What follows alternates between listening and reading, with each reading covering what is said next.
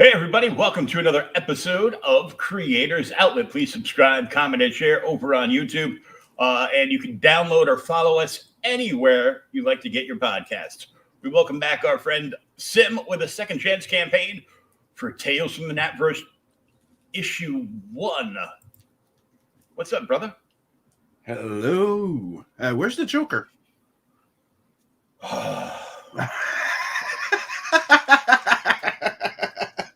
You knew that question was coming. Yeah, there's always one. Eventually. That's the newest one. Really? Yeah, that's one of the... You should probably make a wall. I will. Your Joker character. Eventually. I got a bookcase going down the far end as I move stuff around, and I got some shelves, and J Channel is going to go up on the wall to display some stuff, and then we will build my own personal Arkham Asylum. So, joke aside, hello everyone in the chat. What's up, Chris? Hey, Chris, how are you? And let's start off the show with a little something I wanted to show everybody that I've been working on slowly. This is the 4th iteration of it because I keep tweaking up and then uploading it. But this is the work in progress of the trailer of Tales from the NATVERSE 2, which I decided to take 2 scenes from the book and animate them. Oh, cool.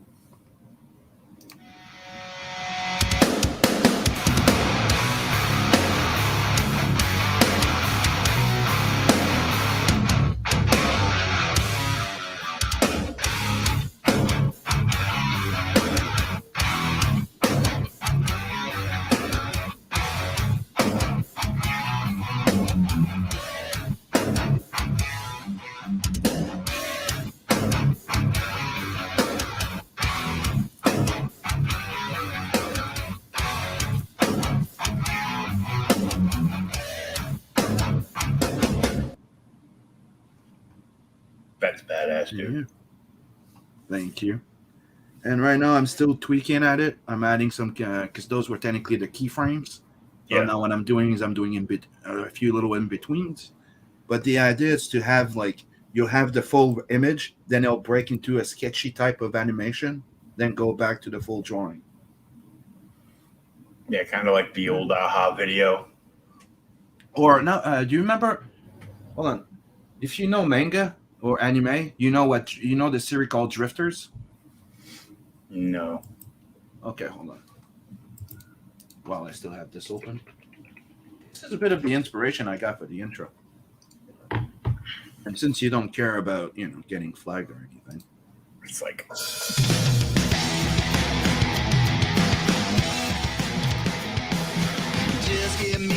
See? The sketchy animation in between? Yeah. That's what got me inspired. Oh, dude, that's adorable. Yeah. So this is my goal, is to have a fully animated intro like this for Nat the Merc.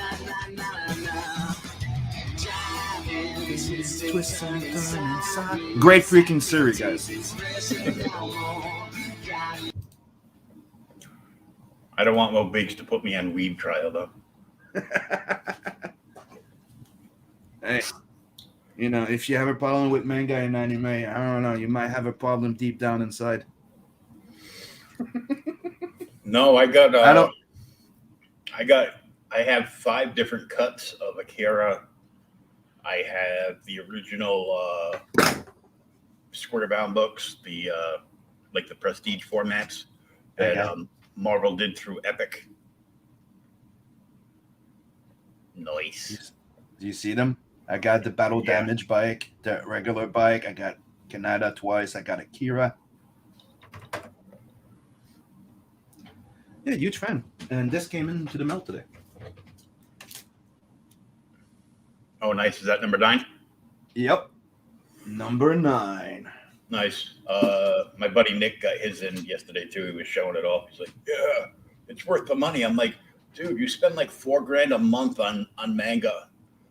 He'll go from, because he lives up. He's not far from me, so he's in the Mass area, and he'll go between Mass and New York to get stuff.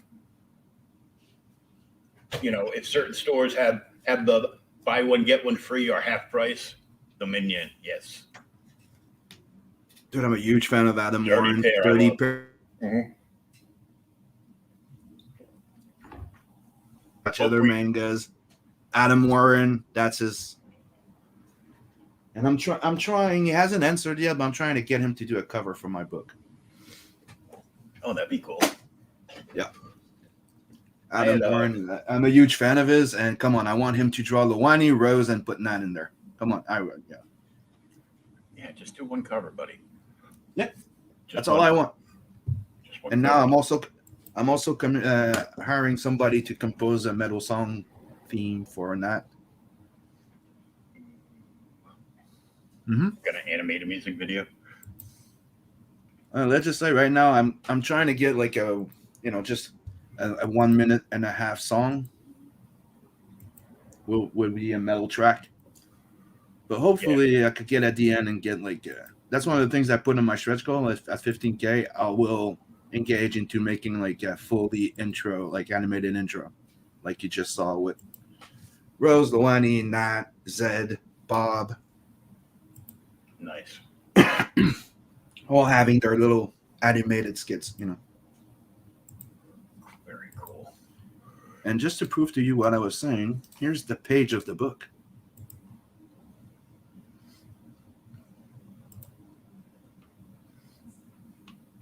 The W Weeb 40 is off the charts. B Rose is blushing. I live directly in the center between you two. Yeah, I know. Oh, that looks killer. So that's her in full body armor. Yeah. So you see the scene, bike breaks. So that's what I animated. And that one here.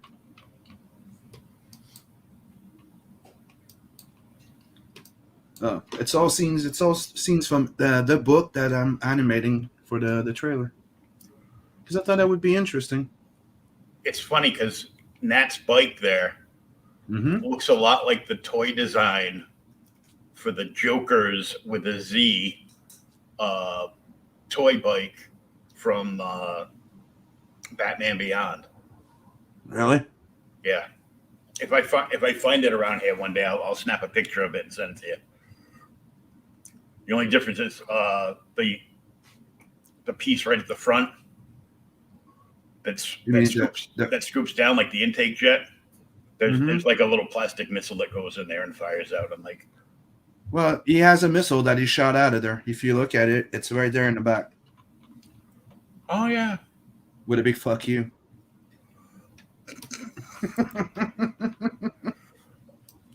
Oh man, that's the scene is that he's coming down, rushing through them, and those are blades at the bottom. Yeah. So he's just there and he's shooting the missile, so it's gonna blow in the back. Kicking the booster, get out of there and blow them all up. Yeah. If you enjoyed Tales on an Adverse 1, I can tell you that I'm upping up the gear in there. It's just gonna keep getting better and better and better and better. And the more I go, the more I open up into the universe. Because right now I've been dealing more with the Federation area, but there's the multiple sectors. And deeper Easter egg dives too, I'm sure. Oh yes. One thing I can tell you, it's when you look at my pages, you can have fun and play Where's Waldo with the cameos. I'm a huge heavy metal fan, so you're gonna see some heavy metal stuff in there. That's for sure. If it's not a band, it's gonna be some of that movie or the cartoons. Oh yeah. Like once for sure is I'm gonna put that guy that gets blown up in the bar in the Tarna thing. He's gonna show up somewhere. That's for sure. Probably that the guy that's trying to sell that sex droid there with the Philippine fish. Mm-hmm. Philippine fish or something they call him. Probably gonna show up somewhere. Draw Chris in his dress pushing around the cocaine machine from that part of heavy metal. Chris is already in there. He already died. He killed him already. Yep. That's not it. Hold on. Let me try and find the page. Should be in those.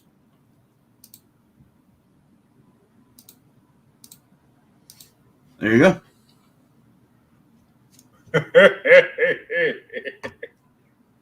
And as you can see, he has the shirt, the jacket, morning roast. Mm-hmm. And he's going to be late to the show and blame it on Sim. Again. He gets kicked off the bike.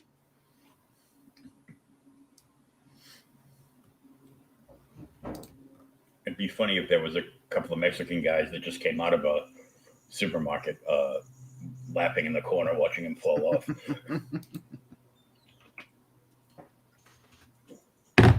And one thing that I'm doing for the second chance campaign is, I don't know if the people that backed the first campaign, they got a whole bunch of free stuff with their book. That's not happening with the second chance campaign. We have new stuff to unlock, as to respect the people that got in on the first campaign. But people that are coming in late, they can buy the extras in add-ons. But the stuff that we have to unlock right now is a Simon Bisley print and an ash can of the issue number 2. Which I decided would be interesting that people, bringing back the classic ash can, not an extra story, just preview to the next book. Mm-hmm. Yeah, they're some of them are like a short, like it'll be like 12 pages with 5 to 8 page story. Mm-hmm. And usually, sometimes it's nothing to actually do with the main story, it's just kind of like stuff going on in the back. And then, just some of the artwork and how you got there and, notations or whatever. And I know there's a couple of them going around that are really popular right now. I mean, I really want to get the We the People red ash can off of Phil and Brandon.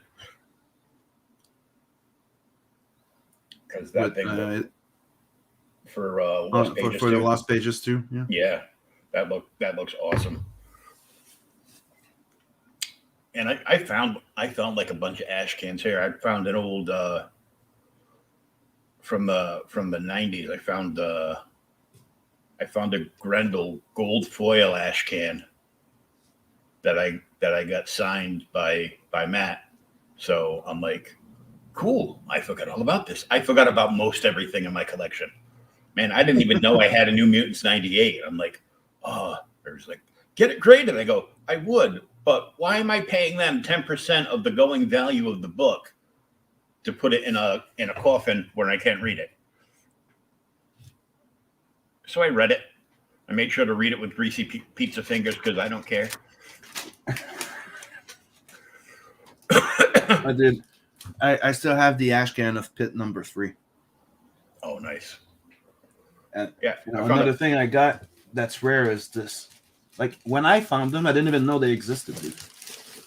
Did you know they made trades of Pit? No. There's 2 trade paperbacks that was made, and I found them and I got them signed. Oh, sweet. I know they're doing a couple of things right now because they're losing footing in the market again, but they're doing one that's like a one shot of like everything they've ever done. Yes, I've got that one. I get that one because it's old. I got 2 copies of it. Nice. Which one are you talking about? Cyberforce? I know about the Cyberforce one, and I'm like, oh, cool. I'm like, wait, I didn't even like that book. I loved it. I backed it. So I was like, but they've got that, and they've got they did the Darkness and Witchblade not too long ago. Yeah, Darkness I loved. Darkness is one of my favorite freaking series. I haven't bought that omnibus because, dude, as soon as they launch it on Kickstarter, you could buy it on Kickstarter on Amazon. That one, I'm like, and I have the entire trade paperback collection. So it's like, you really don't need it unless you want to replace the entire trade collection with the omnibus for exactly to save room. Yeah. And they did not do any remastering or fixes. It's just a reprint. So I went for Darkness and Wishblade when it's not worth it. But Cyberforce is supposed to be remastered, and I'm like, okay, I'm in. And they only they used to charge $45 shipping to me in Canada.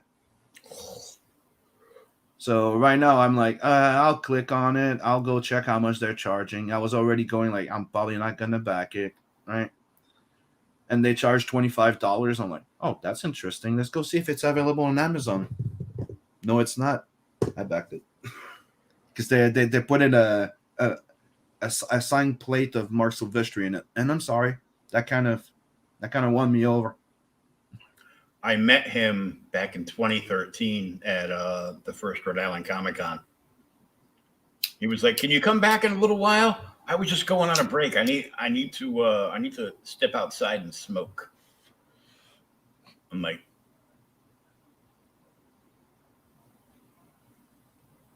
yeah, he's tall as fuck.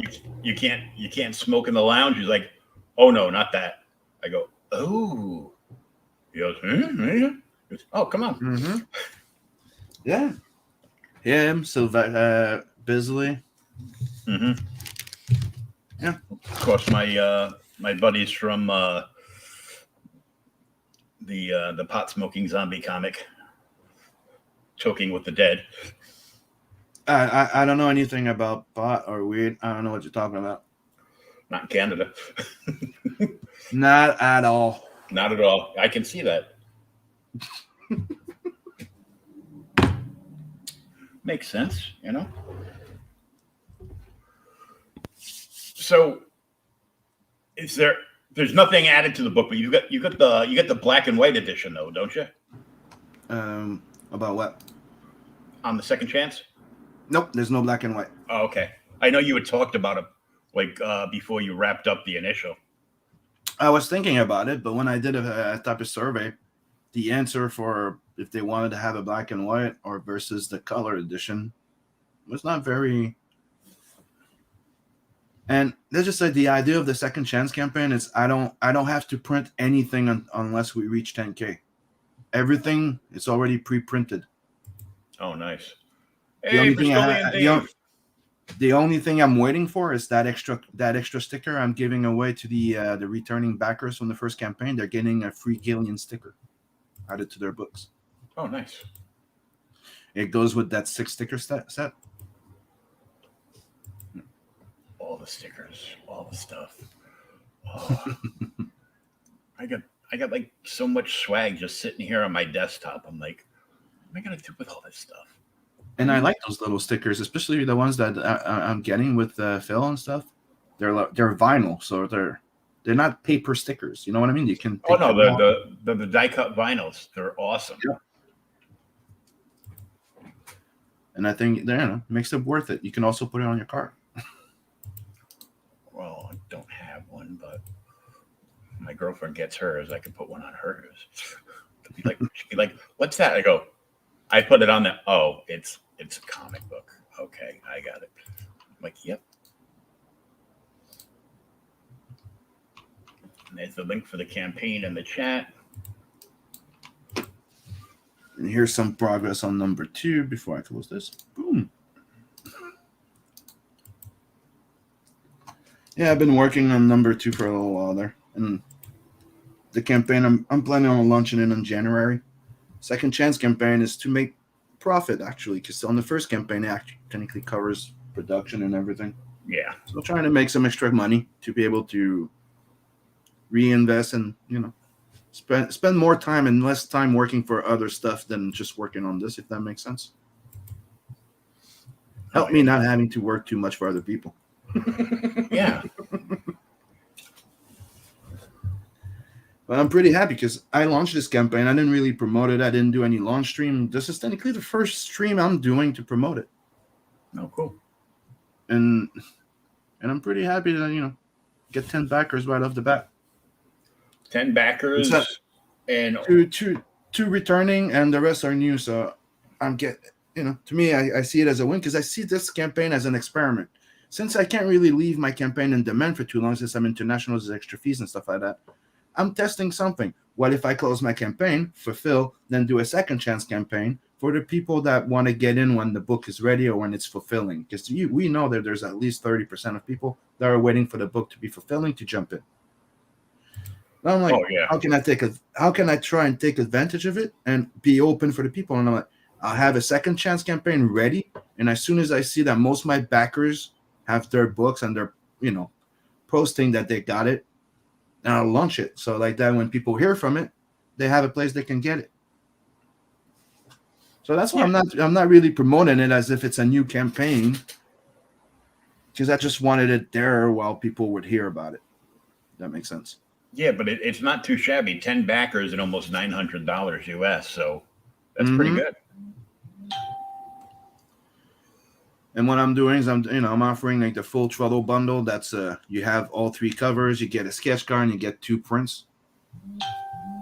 Nice. For $100, and sketch card. People know my sketch card. Usually, people are not disappointed. Oh yeah. And all the books are signed. Yeah, the digital copy, the regular copy. This is the only, and as you can see, I took away the extra perks that people got from the first one, and I left it at $25. But that's the limit. After that, it's going to go up to $30. So this is like your chance to grab everything at $25. Just when I launched second chance campaign, the book goes up $5. And here comes the Boom bundle, $69. Yeah, you get the 2 variant cover, one by Preston Acevedo and Scotsman, and the other one by me and Scotsman. You get the Here Come the Boom colored by Inkspot, and you get that limited, very exclusive print, which I'm not showing yet because I haven't decided. I got so much stuff I can't decide which one yet. It's not it. Is I want it to be special. You know what I mean? And is this the new cover for the second chance? This is the new cover by technically that was technically planned to be the original cover of the Nat the Merc story before it got canceled in Isidara 9. Right? And Scotsman decided to remaster it, so he re-inked the entire thing and he colored it. So that's the new variant cover for Nat, the Tales from the NATVERSE. Yep. Highlighting Nat and the big droid in the back. Yeah, the way he did the smoke, it's like it looks like solid like 3D rendering coming off. Yep. It's like Scotsman is a very talented guy. AKA John Jay. Yeah, this is his. This is Preston Acevedo that did the pencil, and Scotsman did the inking and colors too. Nice. Just like the 2 characters that get really like highlighted in issue number 1 is Nat and Rose.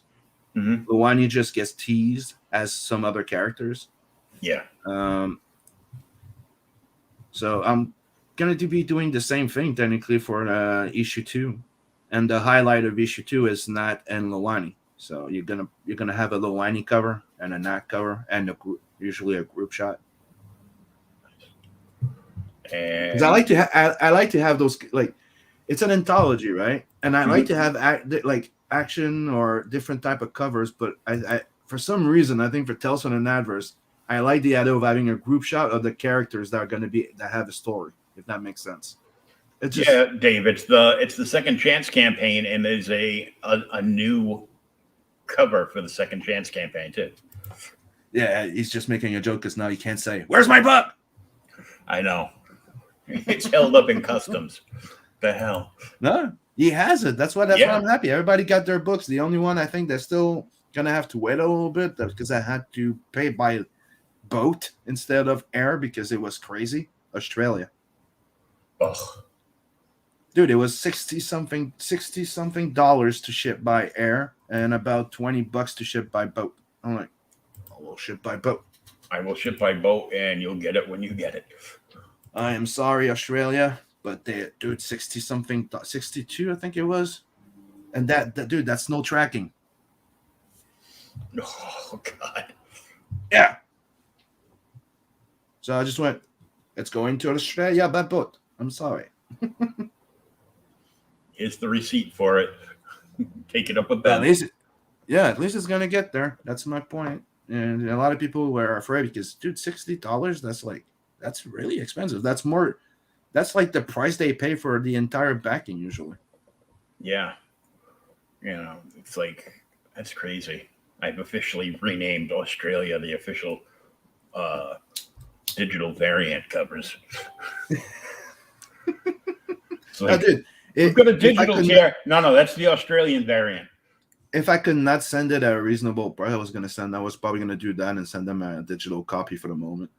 Yeah. Until it settles down. Because from what I've read, they've been back in mail for like 4 months or something.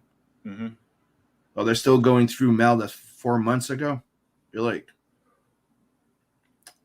so the reason why they're charging so much is you're paying for storage. Because I don't know if you've noticed, but when you pay shipping now, you also pay for gas. Oh, that's nuts. There's fees. Like if you look at the calculation of the fees, that's why it's going up. They're charging you gas now. Hey, gas? I don't got a car. What the hell? Yeah. You got 10 sketch covers available. Yep. Shipped worldwide, although by boat to Australia. Maybe not by when we get there, when we get to fulfillment. Depends how open they are, but 150, that gets you that sketch cover, and it's either pencil or inked. And I take as much time penciling or inking, if that makes sense. So yeah, if you're getting a pencil cover, you're not getting cheaped out. I'm just spending as much time rendering it with pencil. I don't know. I think it's so different rendering with pencil and ink. I like both. And I've noticed that there's some people that really, really, really like the pencil more than the inking. And some people it's the other way around. So I don't know if you've noticed, but that's what I did with the sketch cards. Yeah. I did a bit more pencils. I tried to do maybe 60-40 type of thing. Like 60% of them like ink, 40% penciled, and randomly. Like I don't select people for my gifts.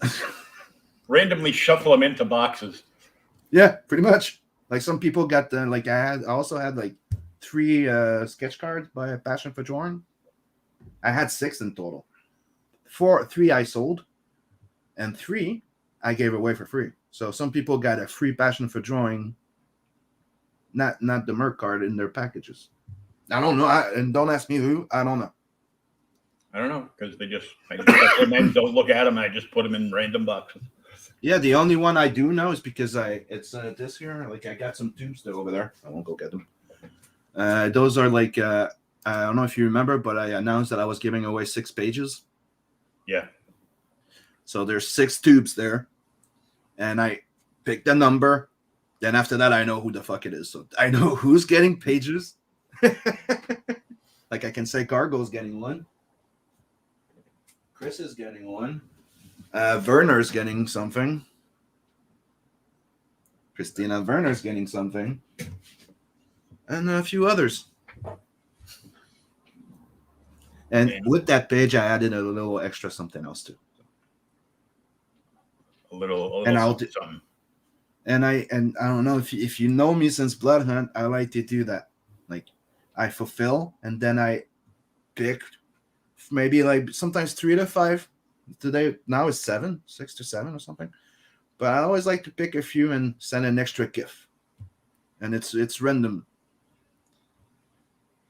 Oh yeah, I got that from Marv when I backed Sin Killer. He sent me a panel from the book and a sketch that he did years ago of Bill Cosby's face on one side and the Hulk coming out the other. I'm like, oh, that's awesome. He goes, no page for Dave. No, your number didn't come up, bro. I'm sorry. Better luck next time. Dave, you're 22. You have lots of years to wait before you get a page. But I'm doing the same thing for all my campaigns, dude. It may not be a page, but I do give away original sketches and art randomly to people. And you got You got original art available on this fully loaded tier for $250 too. Yeah, you get, but technically it's the $100 tier plus original 8x12, like I said, pencil or inked, depending on how I decide to render the piece. Yeah. But you get to choose the character. Cool. And it's 8x12. It's not the comic book size sketches. It's gonna be a nice 8x12. I'm gonna send it in a I bought some cardboard mailer. Mm-hmm. It says 9x12 there though. 9x12, but it's 8.5x12 or something. It's regular size paper.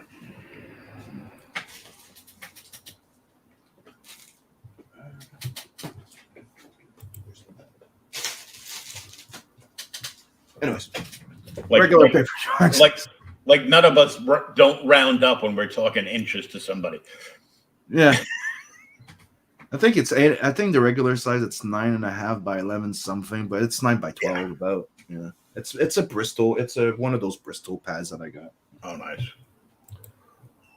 Yeah, I will not sell like something on regular printing paper.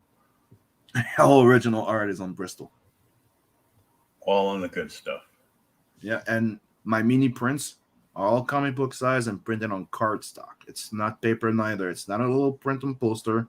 It's what we call in the comic book industry. They call it ex libris.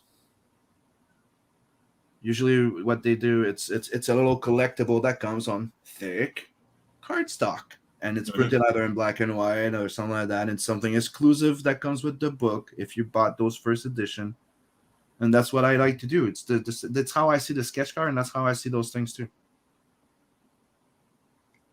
And the new stretch goals for the Second Chance campaign, 2,500. Everybody will get a free Simon Bisley print. I remember that when you showed it off. Yeah, it's right there in the back. You see it on top of my shelf. Oh yeah, there it is. Yep, with the wool dragon and my limited pit print. Mm-hmm. And that's 5,000. I'll print. You get two prints of those variant covers. 10K. That's when I print. Everybody that backs the book for a physical copy gets an ash can of the second issue. And 15K. Well, I throw money at people, and I get a full soundtrack done, and I'll start working on a fully animated intro. Like Nat had an anime. Cool. No Patreon. A bit like I showed you before, the Tripper. It's like the comic book Nazi. If Seinfeld had a comic book Nazi. No pitch for you. Yeah, you only back once. No pitch for you. I remember that Super Nazi was hilarious. 3 times, lady. Just give me a sec.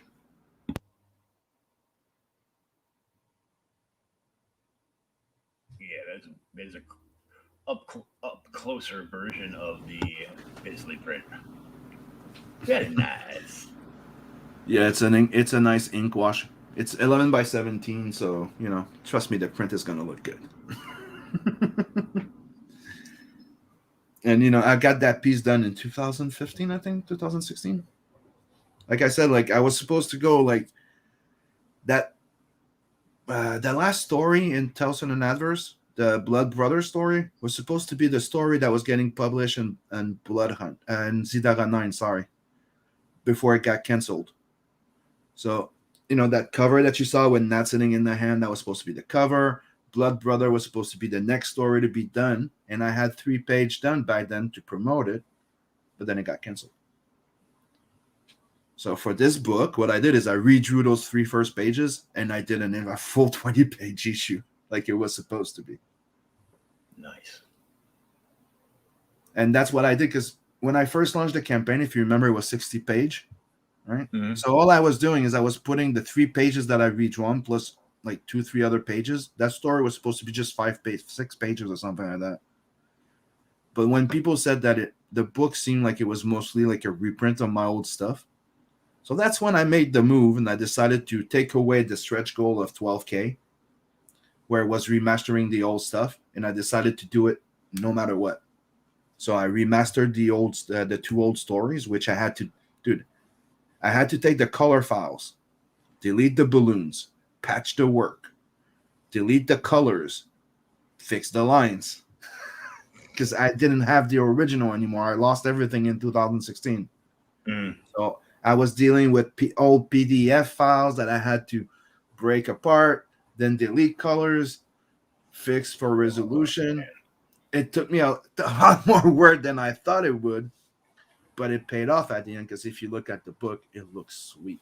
And another thing I did is I made that 6-page story into a full 19-page issue, which was technically was supposed to be a 2-part. Like the first part was like, hey, this, and it was going to be continued like part 2 in issue number 2, and that's when Gillian would come in.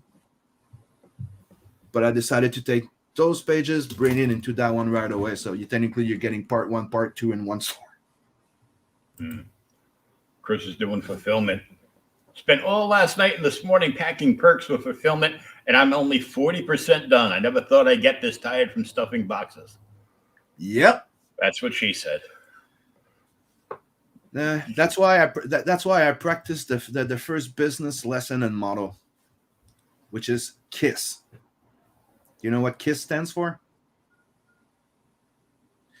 Keep it simple, stupid. Oh, well, that I knew. I was like, well, Knights in Satan's service doesn't fit right here. What? I'm like, oh. No, but I thought when I took business class and they come up with this KISS, you're like, what? Keep it simple, stupid. I'm like, that's clever. Like this to go out. You have to shine. You have to do this. But if you don't think through, like, how many people screwed up their campaign because of this shit? Oh yeah. Mm-hmm. And so that's one of the first advice I give people. All the stretch goal that you do, they should be not expensive and fit in one mailer. Like if your stretch goal should fit in the bag and board. But they don't. I know this because I am prepping for when they ship when Neff and Free Girl ship Mavericks. I'm like, oh, yeah. I have at least 2 boxes coming. They already they sent me the Mavericks T-shirt as a gift, and I finally got this, by the way, today. Oh, Expendables in Hell, yeah. Yeah, that finally came in. Came in a regular envelope, though. Oh. But it didn't get damaged, so I'm not going to complain. It's in good shape, so. Yeah, because I know from them, I get the collector's box, so I got everything. And then I get the merch box. Just because I wanted to load up the MP3 flash drive and read all the world building stuff that he put in that's not in the book. Hey, well, quick question. Yeah. I remember you talking about the retail tiers a while back. Yeah. Right. I'm thinking about it. Should people be doing 5 or 10 copies?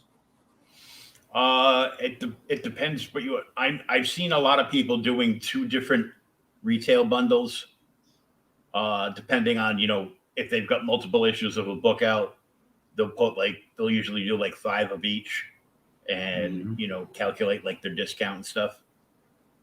But for indie books, I think 5 is a good number. And, if they want more, they can always contact you and, yeah, I'm just working on deals for more issues. It's just something I'm thinking about lately because, listening to everybody around, because I do listen and pay attention. And I'm just trying to think about it because it's in no way we can offer 40% off. No way. But we can offer a discount. So I'm just trying to figure it out, like maybe if you do a 10, you can offer a bigger discount. And I'm just trying to figure it out. You can't really cut 40% off the price of a book on the campaign. That's not doable. We're not printing enough to do that. You usually to do that. I know a lot of people, like Sam over at 47. He'll overprint because he's gonna carry everything around to the conventions. He's getting placed in stores on spinner racks. Yeah, but Will, there's a difference between printing 1,000 copies. Like I overprint, okay? But if you print 10,000 copies, you can easily sell them for 50%, 40% off when you're paying them $3 a copy compared to $10 a copy. Yeah. That's my point. Like I am overprinting that. Otherwise, I wouldn't have. I already have some.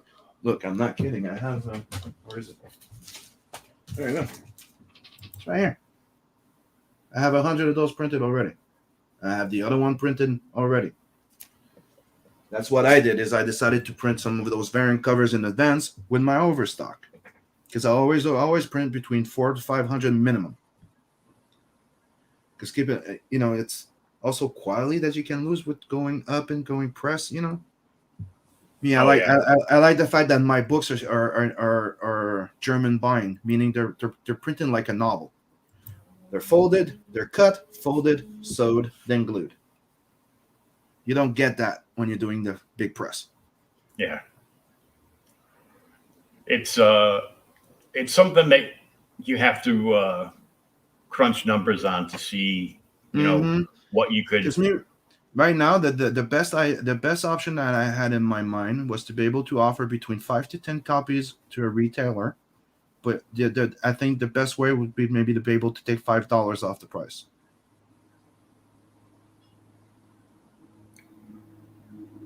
So you would take $5 off the price per book. Per book, yep. Per book, so they'd but be then able you but then you also give them the unlockables with the books. Mm-hmm.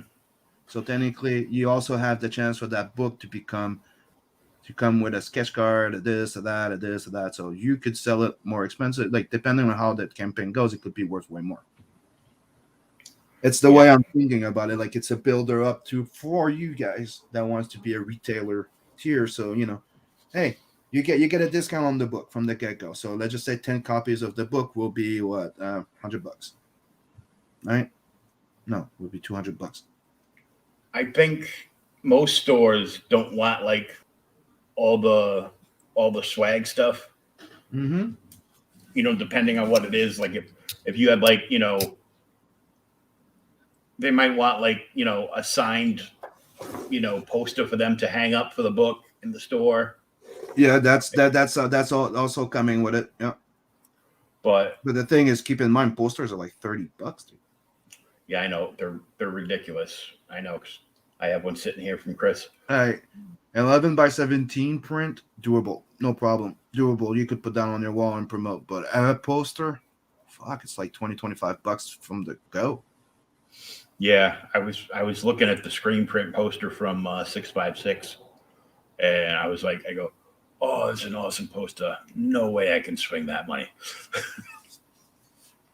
Like that's the thing is, I there's so many things I'd like to be able to do. Like one of the things I want to do, I want to be able to like give away a free bus head 3D printing thing. But I need to get there. Like I made money, I bought my 3D printer. I need, but the more we make money, the more we can invest, right? The more we can offer extra stuff. I don't want to shoot myself in the foot by promising and doing stuff that I would like to do and offer people, and that would impede my production and any chance risk not fulfilling. Or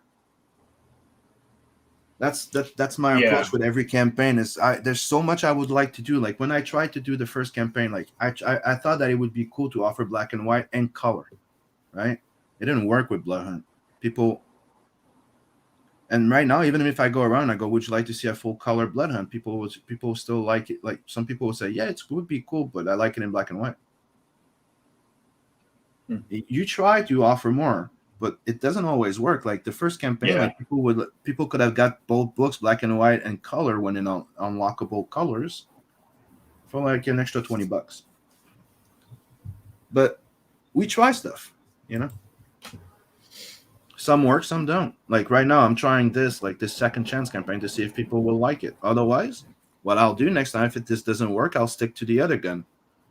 The only second chance campaign you'll have on the book will be on the second campaign of the book, like for the sequel or something, or another book I do, and you'll pay more money. Yeah, you get the Because the catch up thing there, is, but it's going to be more money. yeah, it's first printing. That's why I decided to do this like that. It's like it's not going up, but you're not getting the extra perks that people got with number one. Because people with number one, they got 2 prints, they got 6 stickers, they got a sketch card. You get your money worth. You got way more than $25. Oh yeah, it's $25 just for the extra swag. Yeah, I charge $20 for the 6-pack of 7-pack of stickers. It's like, here, buy these stickers, and I will give you everything else with it. Yeah, but you have to buy it now. But that's the thing. That's how I see that we can reduce pricing for people that get in early. Like the extra tiers is cool stuff that we can give you because we cannot reduce the price because we're printing more. Mm-hmm. You know? Here's something to address too. When seeing Indiegogo, the little merge thing going on. But the worst part is I had one until last year, but nobody would go and buy anything. People still just went to Indiegogo. Don't forget there's a trust thing in there. Mm-hmm. And there's always a third party with websites. And there's people with websites that don't trust transaction with certain website if they're not secure because they track your info and they take your website. Mm-hmm. And sometimes they sell your info as a mailing list. I don't know. I do think that it's something I've been saying. Like we need to have an after campaign market. We need to have websites. We need to have our books available because if there's no demand, there's no value. There's no growth. If people don't read the books, the books just go and disappear in the ether. Yeah. How many bins are filled with those books, dude? Oh my God. Store that a bunch of my friends in Rhode Island go to. They've got like in one town they've got a big store, and in this smaller town, it was set up. Remember the old Main Street like little shops? It was like that, and they had the shop where you walk in, kind of like the cutaway door going in. Mm-hmm. So that's their main store, and then when the business next door went out, they bought that one too. And that one's filled with all their overflow. So any day now, they're going to be announcing like their Christmas sale, probably Friday. They'll be announcing their Christmas sale, and every issue in that store, like 1,000 boxes, like everything's like $1. You see, I've been thinking of building a new website instead of being just for the artist sim, because that's what it was before. It was just for me. Doing an Inkslayer one this time. That's why I didn't renew the last year. But the thing is, I started thinking about the fact that people don't go to website as much to buy stuff, and it doesn't resolve the shipping issue for people, right? Yeah, but if it ends up being an issue with Indiegogo, something else is going to have to be done. Let me pitch this idea. This is one idea that I've been pitching to people before, and that's what I'm thinking of applying to myself, and probably to my friends, that will follow suit. But that's what I'm thinking of doing. And as you saw, I tested the ground with the red label in the comic showcase. What I'm thinking of doing is doing my campaigns for funding my books, getting the book for the deluxe edition. You're getting the special treatment like I like to do. Like really deluxe book.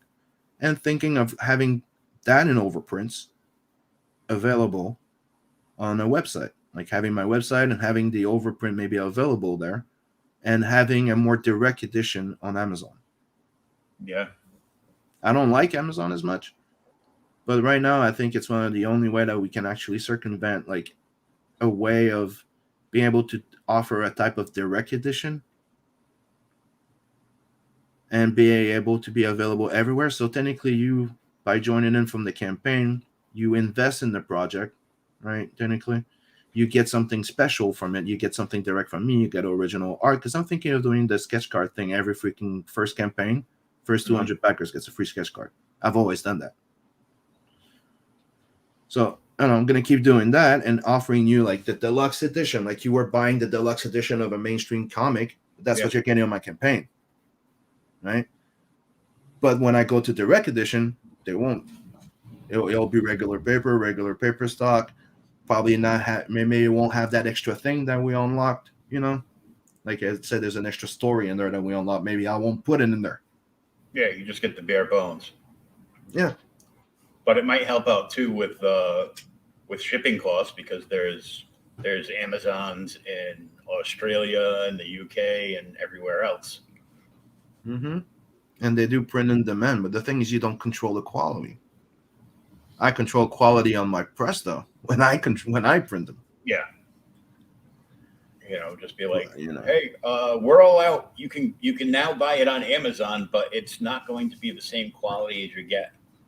But it's the same reason why some people are using eBay, because eBay, you're part of a program. If you're part of that program, you're part of that shipping thing. So you can use their shipping program to not charge as much. Oh, the Prime? No, I'm talking about eBay. Some people are using eBay to sell stuff because Amazon has the same thing. You can, but that's why Ethan's on eBay, because he can use those when you sell stuff there. You can use those that eBay shipping center. Yeah, I got so pissed off at eBay when they told me, you've had your account for like 10 years, but because you haven't sold X amount in the lower 48 states in 12 months, we hold on to all the funds that are coming your way for up to 30 days. So they hold your money for 15 to 30 days until you meet like these 3 or 4 criteria. And I'm like, well, you know why companies do that? Like Indiegogo and all those people keeping money in the bank. Interesting. You know why, right? Yeah. That's how they made their money. Pretty soon they're not going to have that, because it looks like here the Fed's going to put everything into negative interest. So they're doing that pretty much everywhere. Yeah. Indiegogo just announced they're changing their plans to. They're turning into Kickstarter. Now it's not for everybody. Your campaign's going to have to go through some, checking and then getting, what's the name? We have to approve it. Review. It needs manual review. Manual review, and if they start hiring all the people like Kickstarter did, all the SJWs, there won't be any books available there. And the funny part of that piece was like, and they allied with their rival GoFundMe.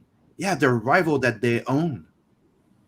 Yeah, it's not a rival if it's a company you own. So I know.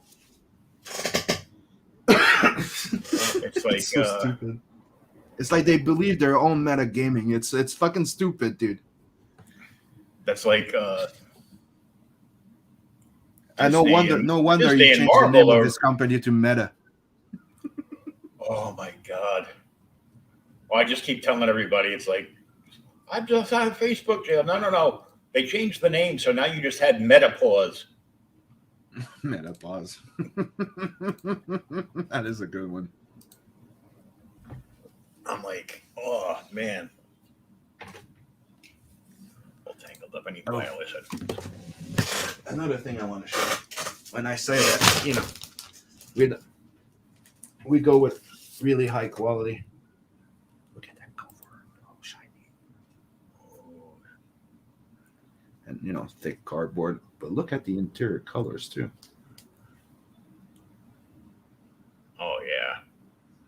Like what we were sharing comes out exactly the same. This is what happens when you have masters of their craft. Inkspot and Scotsman know their shit. Oh yeah. And, I try to watch another one Scotsman's lives, but they're like 3-4 o'clock in the morning. I'm not on sim time. I'm on old man time. And another one that doesn't get as much props on his colors, that is pretty, yeah. Scott as a Beacon did an amazing job on Elrica. Oh yeah. And it came out awesome. See? You don't get that many good quality books. I know. This is the Scotsman colors, how they came out. Oh yeah, I remember when that page was being done. Trust me, if you back one of my books and when you get your book, you will not be disappointed. Oh yeah, super high quality. Mm-hmm. A book so shiny it'll make you say, "Oh look, squirrel!" And one thing I can tell you, you'll have fun. I think that's one of the main things that I can say about my storytelling. It's fun. Like I try to have fun. I try to tell a good story. I don't see myself as I am a writer. I know my storytelling. I love movies. I love comics and animation, and I think I know my shit. I'm an artist that writes. And my goal is always to get better. So I like to get people their opinion, please. I like to hear your opinion and stuff because my goal is to get better. So criticism, it's a good thing. Yeah. But nothing out of like, you, Dave. I think it's stupid to hear some people going, I don't like being criticized. Don't criticize my book. Don't say anything. I'm like, how the fuck are you going to get better? It's like they're people that are like that. Their problem is they want to be in that bubble where everybody's like, oh, it's a great book. Mm-hmm. Oh, you're so amazing. It's like if you want reviews like that, go to CBR and pay their fee. Yeah, pretty much. And they'll Wizard used to do. Yeah, and write your line. I did that for a few books, but dude, I had writing reviews, but I actually liked the book, but I would make sure to write it so they would take and share it out on their feed. Yeah, I had people reaching out to me to send them a free copy of Bloodhunt, and they wanted me to pay them to give a good review. I was like, no, thank you.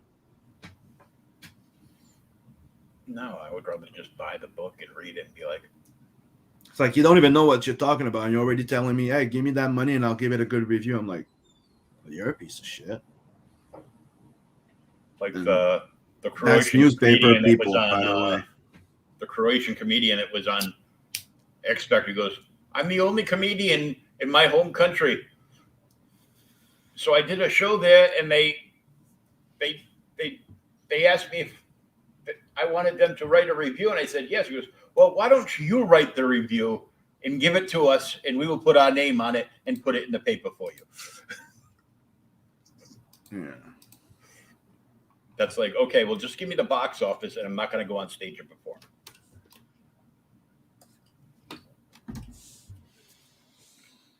Yeah, it's weird. It got so weird and fake. It's not funny. Oh yeah. So you have any side projects going on too? I'm working on Demona as well on the side. The webcomic thing that I was doing on Patreon, it's not working as well. I only got one there for like a few months.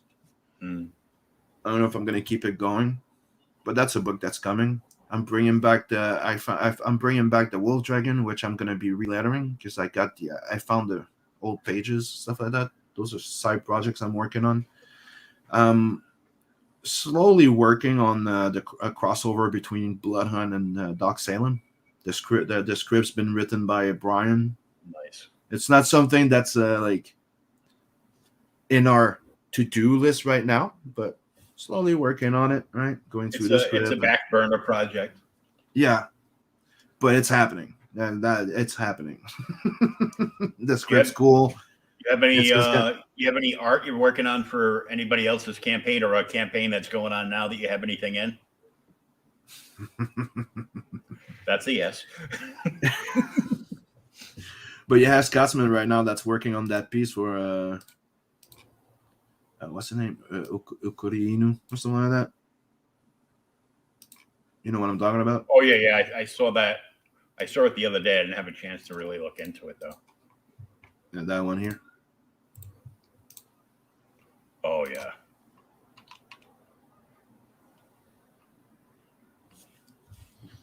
And Scotsman's calling the hell out of it. Nice and bloody. Mm-hmm. But yeah, so far that's the last piece I did for a campaign. I don't have anything that I'm doing right now for somebody else. No. Right now I'm concentrating on my stuff in the Inkslayer magazine, which is the project with me, Scotsman, Inkspot, and Beacon. So, you know, five different, you could say it's like a collection of 5 floppies in one big book. Mm-hmm. 4 different IPs, 5 stories. Because I'm doing the Loani and Rose daddy issues, and we're also planning on launching the first 20 page of Nat the Merc. Nat the Merc, the series is going to start in there. Nice. Oh wait, don't you have something going on with Passion too? Passion for drawing, yeah. The no something from Novaterra there. Tales from Novaterra, I think. Yep, the magazine, the like Savage Conan but I haven't done nothing for it yet. So I'm supposed to be doing the illustrated novel. Somebody's writing a short story novel, a novella, and I'm going to be doing illustration of it. Yeah, he's got like 3 or 4, and it's like like an illustrated page, and then like the story will go for like so and so. Yeah, I was talking to him. That's not launched. That's not even. The sign up page is up, but it's not. Yep. He's not launching until like the end of January, beginning of February, sometime. Mm-hmm. But he described everything in it. I'm like, I want that. I don't know. Bring me back to my childhood. Maybe if you guys put pressure on, you want more vein, maybe I'll be on Lost Pages again. Yeah. But this is. We'll team up at the next CG WrestleMania. We'll take down the. We'll take down the brothers. We'll take down the brothers and claim the belts, and then they have to hire you to do more stuff in Lost Pages.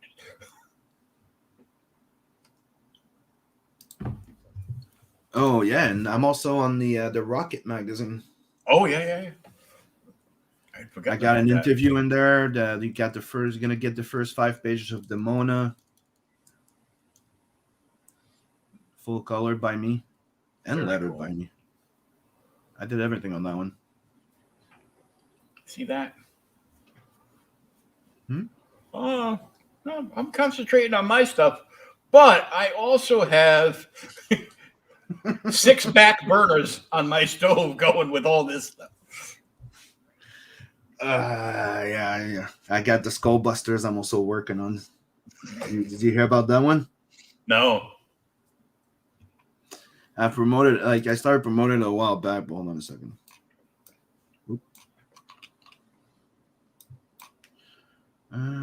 There, NATVERSE, some book projects. These are all the book projects I got. Well, at least you're not busy.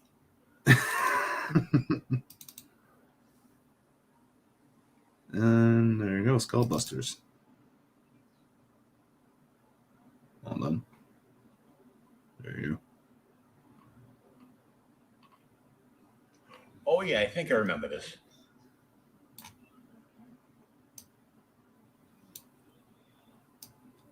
So right now I have the first page done. I have the first 5 page laid out. But this is one of those burner thing that's gonna get done. I started working on that in 2020, I think. And I really like their design. Nice. Look at that little pet dragon there. Little pet dragon. The big guy reminds me a little bit of the aforementioned Cyber Force. But that cover is a bit of a wink at the Cyber Force thing. Yeah. It's not like an actual homage to it, but it's a bit of a wink to it. I like the little dude. Yeah, He's got a little rocket thing going on. Yeah, right now his name is he goes by Flint. I don't know if I'm going to change his name, but he goes by Flint. Why? Because he's a Flintstone. Get it? When it gets very temperamental, he even lights up. Doesn't need a lighter. He just gets mad and lights his own cigar. Yeah, pretty much. He can get picked up, puts himself into a ball and thrown like a cannonball. Nice. But the entire thing behind him, he's Jack Kirby. He's a mix of Darkseid and Thing and all those. He's Jack Kirby. That's what he is to me. That's my Jack Kirby character. So he's going to come in and they're going to talk and go, that reminds me of that war 3,000 years ago. Because that guy is like, he's a rock person. He's been there for ages. He's multi-dimensional too. So you've seen shit. So he's always telling those old war stories like Kirby would. Mm-hmm. You know? He's my Jack Kirby. Oh, like I try to, and then my daughter just says, yeah, whatever, Dad. I'll be in my room. Fine. Whatever. Yeah, those are my Skull Busters. And this is my team book that I've been slowly working on. Because, I like to come up with my story, work at it for a while. Usually you always work at them for like a year or something before I'm really happy with them. Do a little bit on this, a little bit on that. Yeah. And here's some other characters from that's going to be in Skull Busters. Alien Legion. Oh, now I remember this. So I was like, that looks like the snake dude from Alien Legion. That's what my Skull Buster is all about. It's not Alien Legions, but you get the drift. It's not, but you get the tip of the hat to it. Mm-hmm. Man, that was such a good book. And I'm dude, I did a lot of designs to get a snake guy that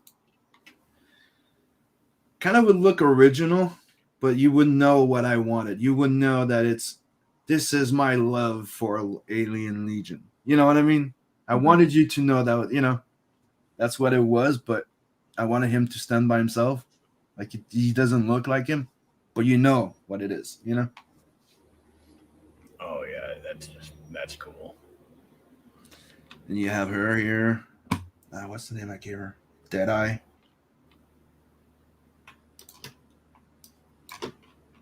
What's his name? Oh, his name is Blaze. Trying to remember the names I gave them at the same time. But they're technically my resistance force, so that's what I'm saying. Like when you see them and you're feeling Alien Legion, that's what they are. Alien Legion. If you remember, if anybody read that, they were like the Browncoats and Firefly. Yeah, they were the resistance fighter. They were the freedom lovers.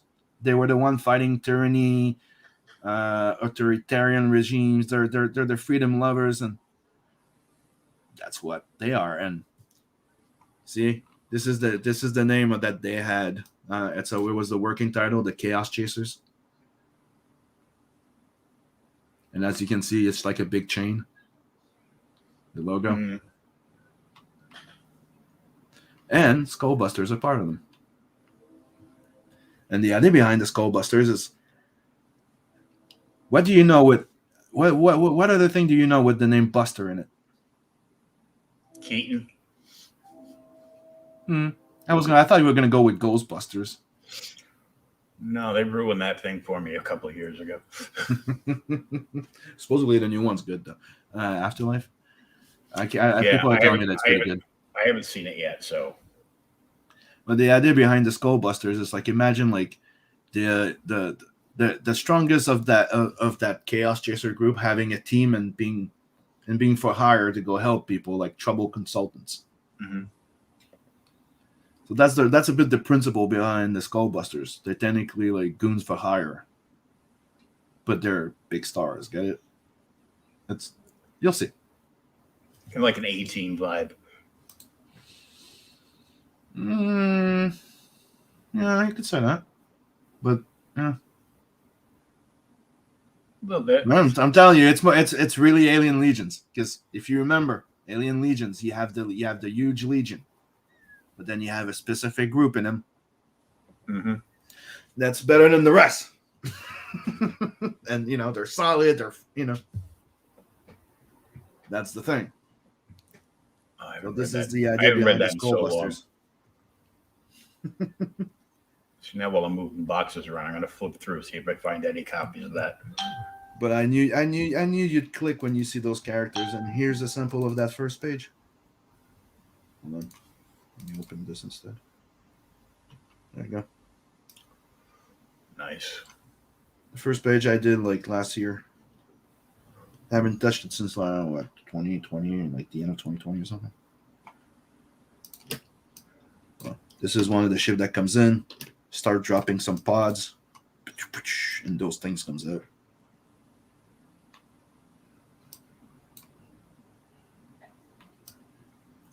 Oh, that's cool.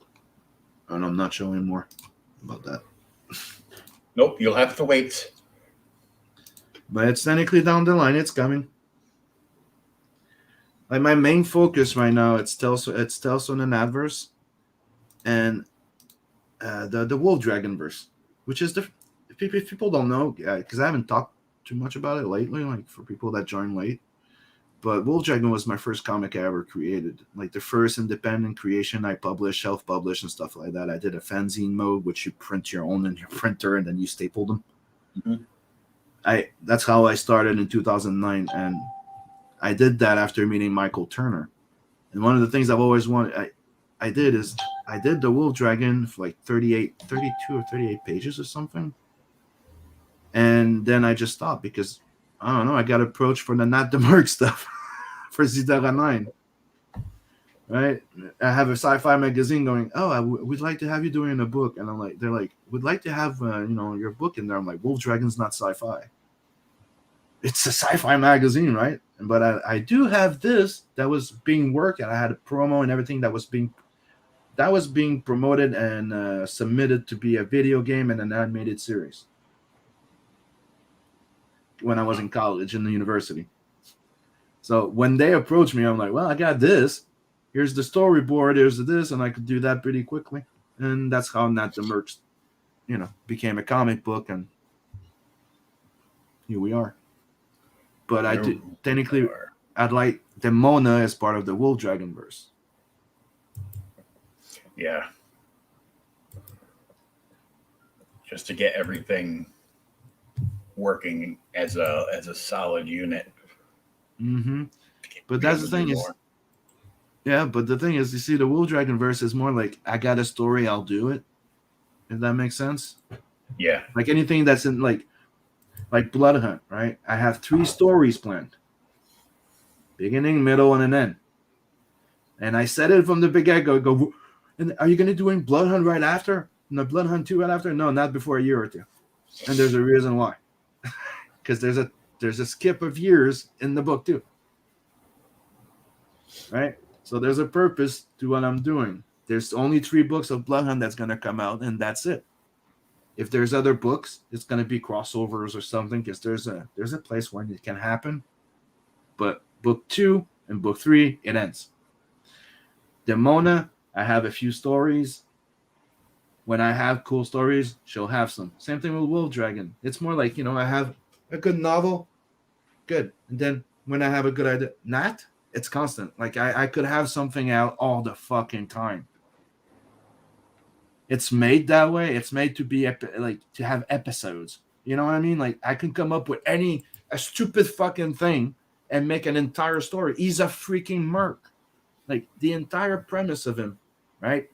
A merc is like the cool way of saying a trouble consultant. Like you hire the guy to do a job. It could be delivery, could be killing people, could be a bodyguard, could be a thing. I didn't want to be a bounty hunter. It limits everything. By making him a merc, he's a freelancer. That's all he is. He's a gun for hire. That's why. And there's even a point where it's like, "What's your name?" He goes, "Nat the Merc." And goes, "Okay, the Merc's not your last name." Yes, it is. Because Nat Bob doesn't sound as good. That's what it's like. You should have, well, what's the name of your dad? Bob. No, Nat Bob doesn't sound good. But Nat the Merc. He's raised by an android. What's your name? Neil Bob. Is that your name or what you do? What the hell? Mm-hmm.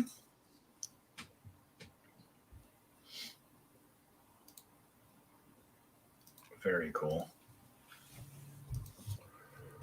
So how long you gonna keep up the second chance? Second chance campaign is going to be there for a maximum of 2 months. It's not going in demand. It's closing right after. Okay. So I put it up for 1 month because the $100 and the $69 tier, it's there for a month. After that, I'm taking that down. Those are leaving, and it's going to stay up for one last month. And after that, it's closing. It's not going in demand at all. So you got 2 months maximum to jump in on the second chance campaign and get that book or get the variant cover. And after that, it's going to go up for like $30 on the Tales from NATVERSE 2 campaign. That's launching in January. Get it now, save some money, or pay the piper afterwards. Yep. And, get it while it's still the first printing. Mm-hmm. For sure. Well, and it's gonna be a quick fulfillment. Like I said, I already have them. The only thing I have to order right now it's those stickers, and if we unlock prints and stuff. But right now, until I unlock anything, I have no cost. I'm just gonna fulfill. Yeah, and the closest thing you're at right now is the Bisley print, which of course everybody's gonna want. So and that's not gonna cost me an arm and a leg neither. As soon as we unlock it, I'm gonna order them. So if you're when the campaign closes, even if you bought even if you got into the last one, there's a new cover this time around. So if you're a cover collector, you're gonna need that cover. I think you want that cover anyhow. And if you back the first campaign, you should have an email with a $9 discount of the $69 tier, and there's you can buy the Bisley art for $350. Only for you guys. It's not available on the campaign. It's only for the returning backers for $350. And if you remember, I was selling for $450 back before, because it's one of those I don't want to get rid of. But if somebody's willing to pay for it, I priced it so I can keep it on my wall. It looks good there. I don't want to take it down and give it to you. But if you're willing, if you want to pay that, well, it's yours. Because that allows me to buy another one. Yep. Send him a message. Hey, you want to do some more art for me? Yeah, you ain't cheap. Oh, no. Good art is never cheap. And cheap art is never good. No, you get what you pay for, right? Exactly. So, like, I have so many horror stories from writers going, they went the cheapest way, right? And they always end up having people tracing pictures with filters or this. Like, somebody was having a samurai in feudal Japan and there's a gas station in the background.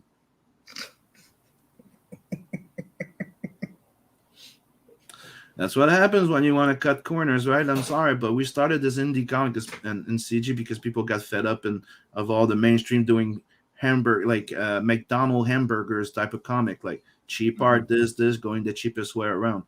You're not gonna fight and win against them if you do the same thing.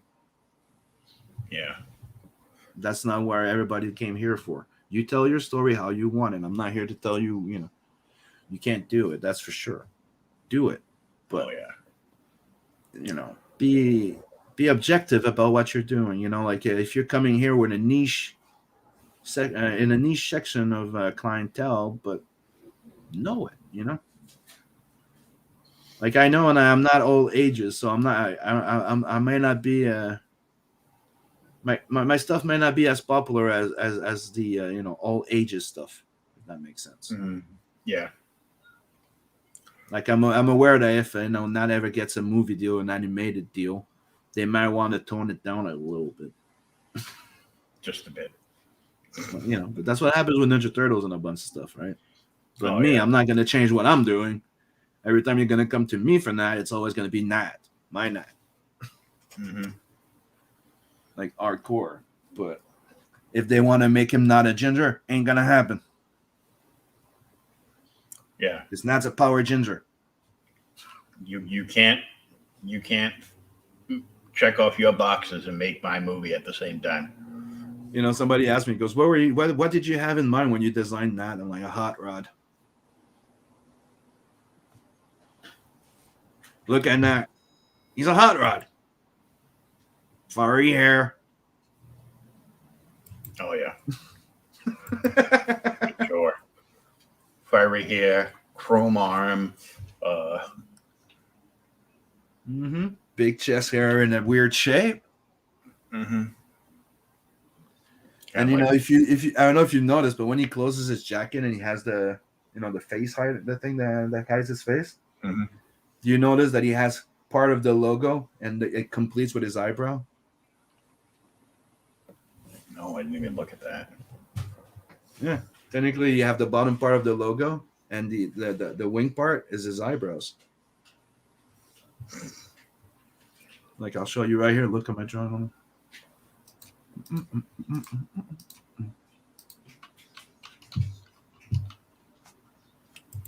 Look at my image. See, I'll do a red layer.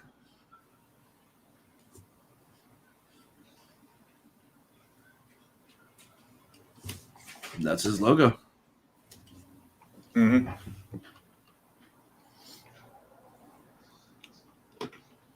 Another Easter egg.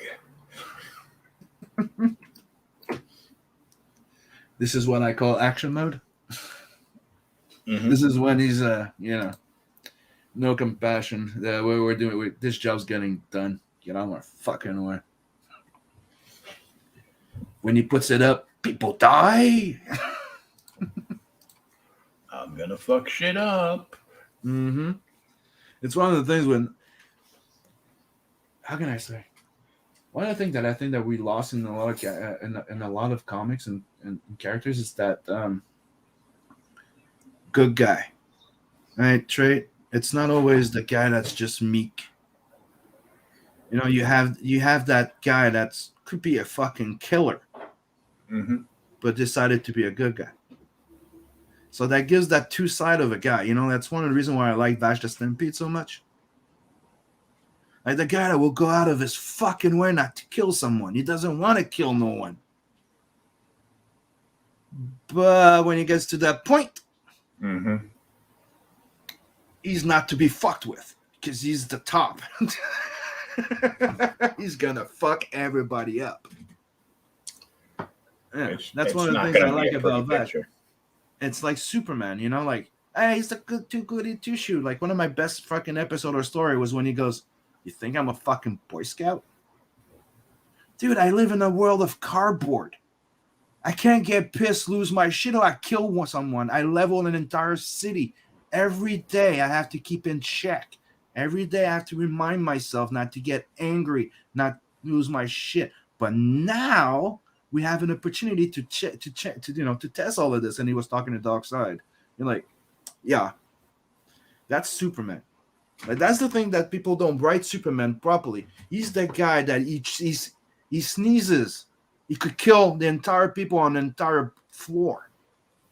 He needs to always be constant in reminding himself that I live in a world of cardboard.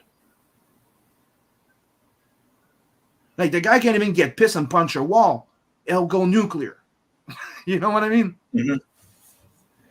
It's those type of things that I think that people don't write characters with flaws or traits or people with the inner turmoil or dealing with their own fucking things, like being a nice person or being a bad person. Like that's why Bloodhound, he's a monster. But being a monster can make you a good person depending on that world that you are. You could be a monster with values. if you're an assassin, right? You're in a world where there's monsters, there's people killing people, and this like that. But you're one of them. Maybe you're the good you're the good one in there, compared to the rest of them, because you have some values. You won't kill kids. For sure. So everybody, go and check out this. Go check out the campaign if you didn't back it the last time. It's your chance to get it now. It's only going to be up for 2 months. After that, the price goes up. And Tales of NATVERSE 2 lunches. Yeah. So when this will be taken down, and the next issue will be coming out. So. Mm-hmm. And get in while you can, and that helps me and my team to be able to continue what we're doing and do more. And kick it up a notch. Yeah, dude, I want that soundtrack. I want that. I want a fully anime intro for Nat. I'd like to have those 3D printed things already. I need to finish that modeling. It's time and yeah. Thanks, Chris. Chris backed the shit out of this one. Okay. We did. I hope you got a plunger.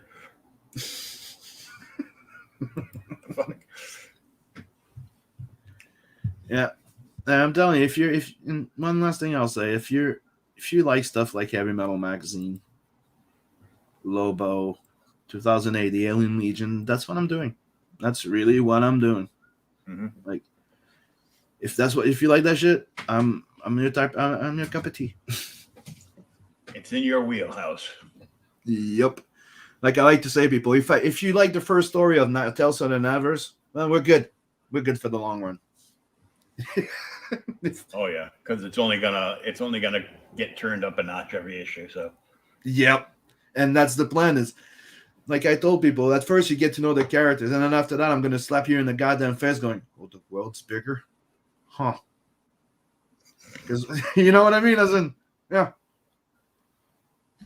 Somebody asked me, you say there's a lot of aliens, there's no humans in there. There's a lot of humans. I'm like, they're humanoids. Mm-hmm. Doesn't mean they're human, right? But it doesn't mean they're going to be around for that much longer either. And 2, they're in the Federation sector.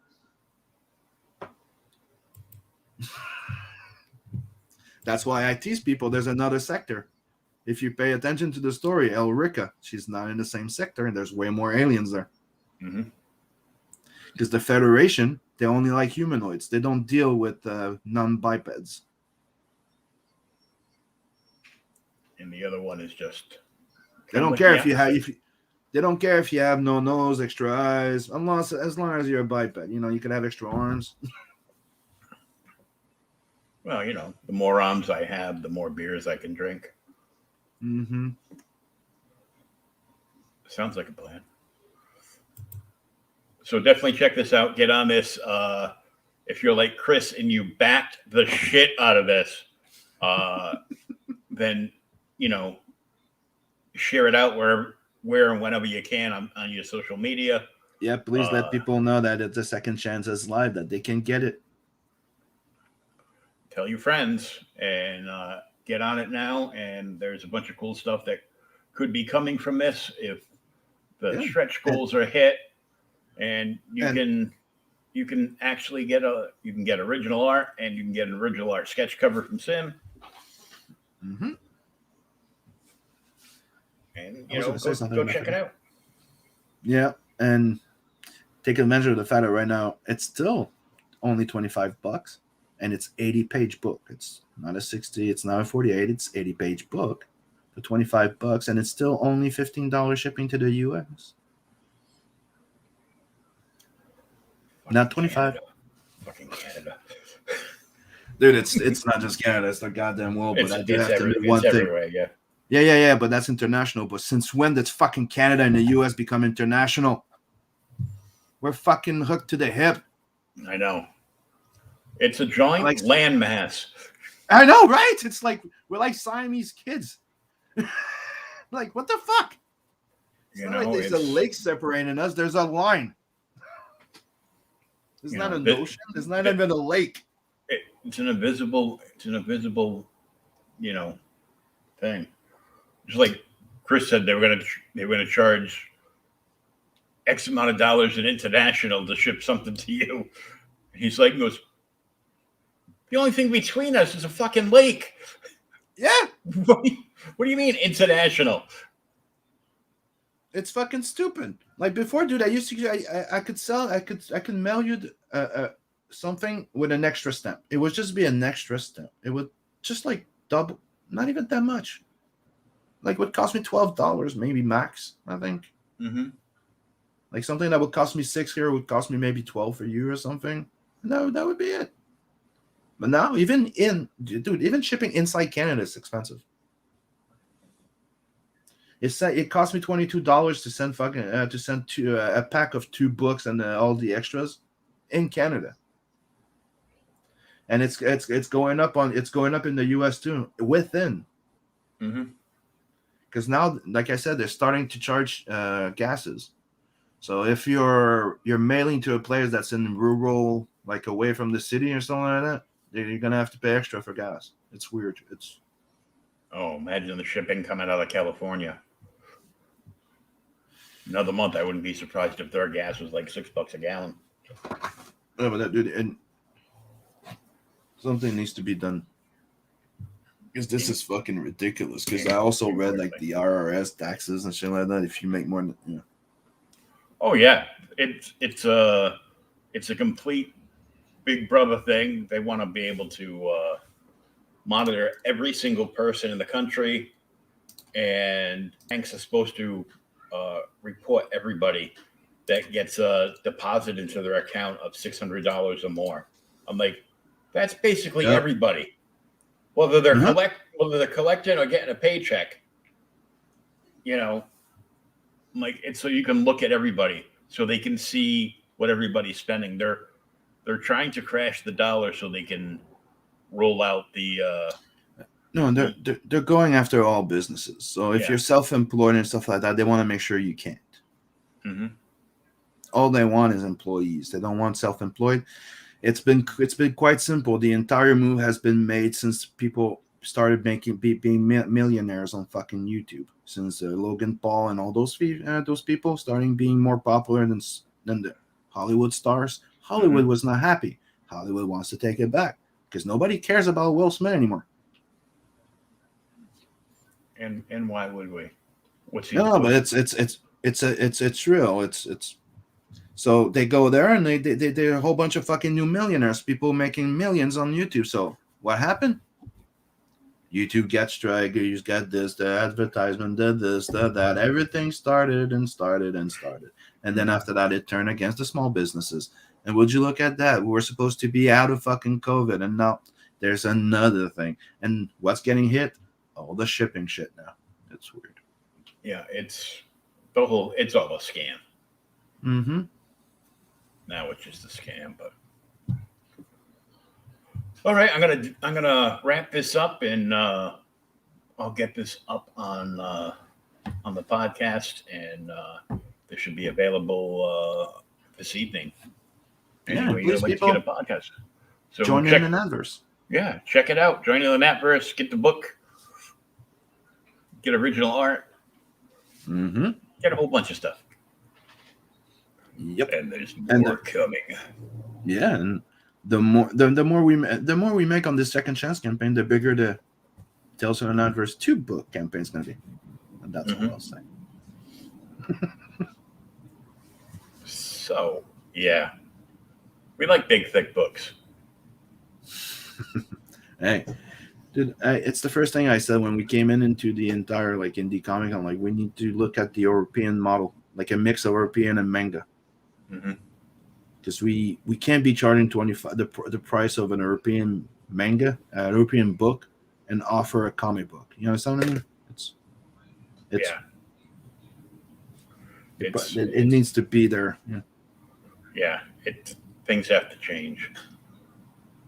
So that's why I always said, like, trying to hit like between 56 and plus pages, and then you're really into the $25 mark. Because I try to keep it like if you're selling a 3-part miniseries of 3 floppies, which would be 60 page.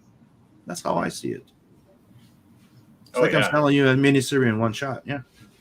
Yeah, and I mean, what are the books going for now? Like floppies are selling for like $6 to $8 now. Yep. I'm like, why? And why is that? They used to tell us that they were too expensive. Now they're trying to match our prices, and not just that, they also go on crowdfunding. They're on Kickstarter too. Why?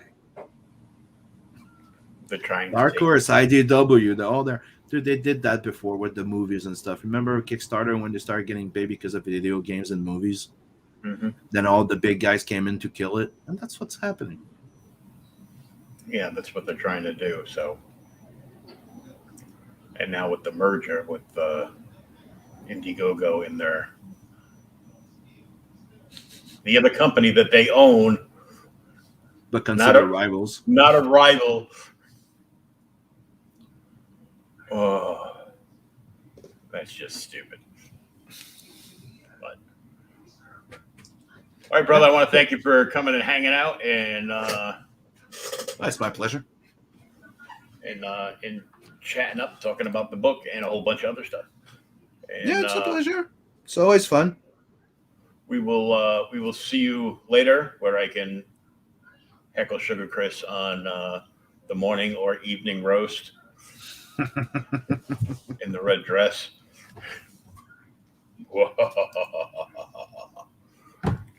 So he's probably gonna end up having to do a book of that. A book event? Like a book of the red dress. Oh, well, I keep threatening to do it. I go, I'm just gonna write it and send it to Phil. You call it the red dress lore? Red Dress Diaries. It'll just be the dress by itself, and it'll just keep complaining about his the stain from his anal bleaching. Oh. Ow.